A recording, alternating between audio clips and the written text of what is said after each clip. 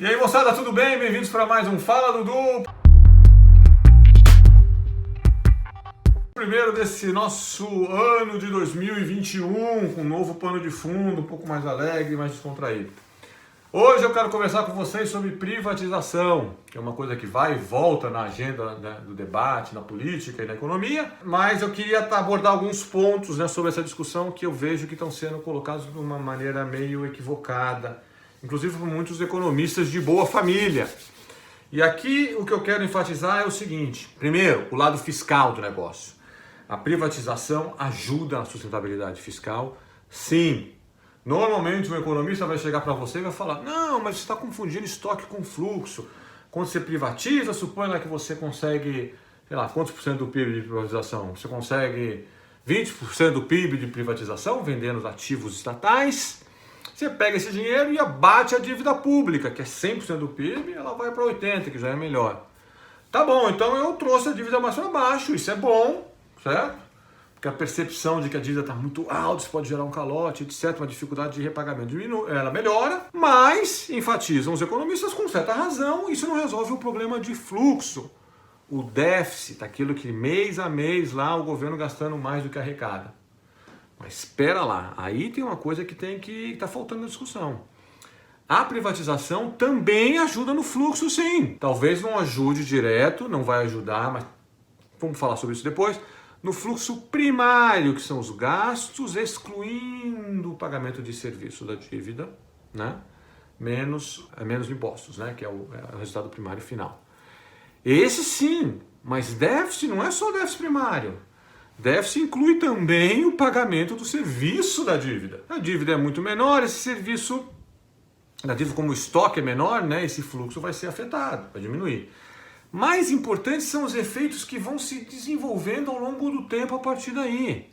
Porque se o nível da dívida é menor, o risco da dívida é mais baixo. Se o risco do devedor é mais baixo, a taxa de juros do devedor, que os mercados vão cobrar do devedor, que nesse caso é o governo brasileiro, será mais baixa. E aí o serviço da dívida vai cair porque os juros associados às emissões novas de dívida vai ser mais baixo. Entende?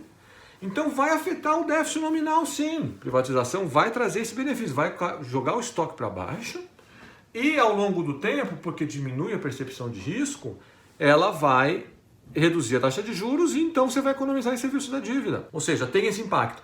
É verdade, de novo, a parte primária não. Então, assim, se você faz uma privatização, reduz, então a dívida vem crescendo assim. Aí você só faz na privatização e nada mais muda, ela desloca de patamar, mas continua crescendo. Para ela não continuar crescendo no futuro, a gente precisa mexer na parte lá dos gastos primários, dos impostos, etc. Do jeito que a coisa anda, que assim, palpite é que vai ser difícil, vai dar a dificuldade que a gente tem em cortar gasto, resolver tudo pelo lado do gasto. Muito possivelmente a gente vai ter que passar por algum momento de, não que nós defendamos isso como uma opção ideal, não é, mas possivelmente é o que vai acontecer em algum momento do futuro. Voltando para a questão da privatização, então tem impacto sim sobre a sustentabilidade fiscal, ainda que seja, né, um evento em que vai reduzir o estoque, mas vai mexer talvez não muito com os fluxos. Né? Então, para o fluxo precisa de uma reforma fiscal, etc. O ponto mais importante talvez é que a privatização, o objetivo fundamental dela é aumentar a eficácia, a eficiência da economia. Né?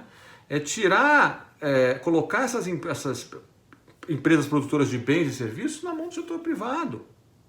Porque o setor privado ele é mais capaz de administrar com eficiência isso daí. Mesmo se for num setor que não haja tanta competição. Aí você regula, né, o oligopólio ou o monopólio, ou você tenta suprimir parte do poder de mercado das empresas grandes.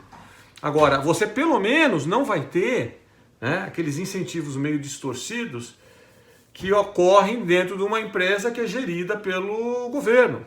E não estou falando desse governo, do governo passado, de todos os governos, certo? Então o mecanismo de incentivo, ele não é, né, voltado para o cliente, para o lucro, para a minimização de custos, para a eficiência.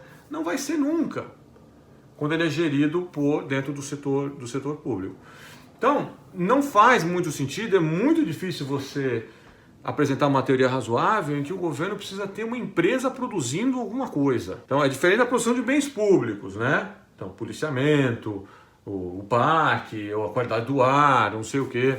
Isso sim, são bens públicos que aí o governo tem que interferir, regulando em algumas instâncias, possivelmente até provendo, até por questão de transferência de renda. Agora, por exemplo, o hospital não precisa ser do governo.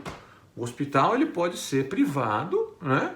E o dinheiro para as pessoas gastarem lá no hospital, sim, esse aí pode vir do governo, dando dinheiro para as pessoas, sei lá, que têm renda mais baixa para ir no hospital. Enfim, essa é uma discussão muito longa. Eu só queria deixar claro duas coisas hoje, no Fala Tudo de hoje, que é, sim, você privatizar, pegar aquele dinheiro e pagar uma fatia da dívida, melhora a sustentabilidade fiscal. Apesar de ser um efeito estoque, acaba melhorando porque o risco cai. E dois, sequer é esse o principal motivo da privatização. O motivo da privatização é gerar, quer dizer, em termos de perspectivas de longo prazo, né? É gerar uma economia que funcione de uma maneira mais eficiente. Ah, então o professor Carlos Eduardo está dizendo que o mercado resolve tudo. Em nenhum momento eu falei isso. Eu só falei que as empresas que são geridas pela iniciativa privada, em geral, são mais eficientes que as geridas pelo setor público. Em nenhum momento estou falando que o mercado resolve tudo, porque obviamente a gente sabe que não resolve. Um abraço para vocês, até o próximo.